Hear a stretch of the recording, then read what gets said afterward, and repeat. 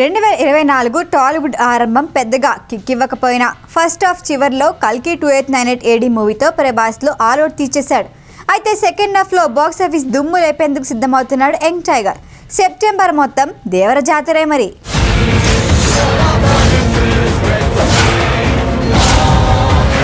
సెప్టెంబర్లో థియేటర్లలో సందడి చేయబోయే మూవీస్ లిస్ట్ పెద్దగానే ఉంది. వినాయక చవితి సందర్భంగా సందడి మొదలై మంత్ ఎండ్ వరకు కొనసాగుతుంది. ఫస్ట్ థియేటర్లోకి వస్తున్న బిగ్ మూవీ ఇళయ దళపతి గోట్ మూవీ. వెంకట ప్రభు దర్శకత్వంలో వచ్చిన గోట్ సెప్టెంబర్ 5న రిలీజ్ కానుంది.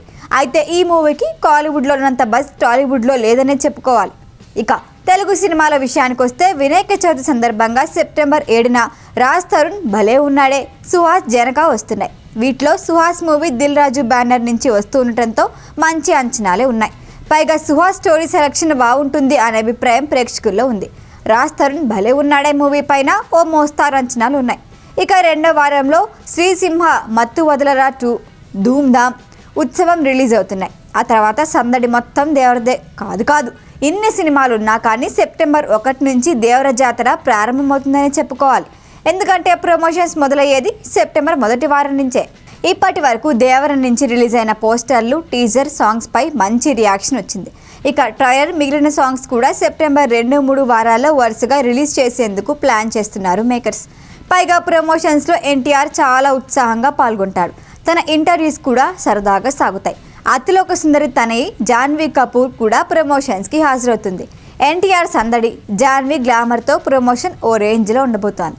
సేమ్ టైం మూవీ గురించి మరిన్ని అప్డేట్లు వచ్చే ఛాన్స్ ఉంది కాబట్టి సోషల్ మీడియా కూడా మోతమోగిపోతోంది. ఇక దర్శకుడిగా కొరటాల శివకు 100కి 100 మార్కులు వేశారు ఇప్పటి వరకు ప్రేక్షకులు. దేవర విషయంలోనూ తగ్గేదేలే అన్నట్లు ఉన్నాడనే క్లారిటీ ఉందనే ఉంది.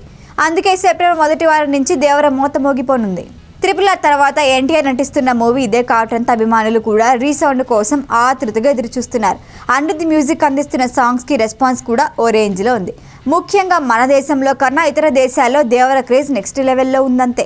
ఎందుకంటే అమెరికాలో అనిరుద్ధ్ చేస్తున్న మ్యూజిక్ కాన్సర్ట్లో దేవర సాంగ్కు ఆడియన్స్ పూనకం వచ్చినట్లు ఊగిపోయారు.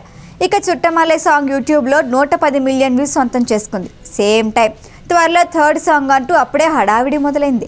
ఆ పాట గురించి lyric writer Ramajogayya Sastry tweet. తారక రాముడు ఓ ఆట ఆడుకుంటున్నాడు అన్న కామెంట్ మరింత హైప్ క్రియేట్ చేసింది. ఓవరాల్గా దేవర్పై అంచనాలు ఓ రేంజ్లో ఉన్నాయి. వాటిని తారక్ ఎంతవరకు అందుకుంటాడో తెలియాలి అంటే సెప్టెంబర్ 27 దేవర్ రిలీజ్ వరకు ఆగాల్సిందే.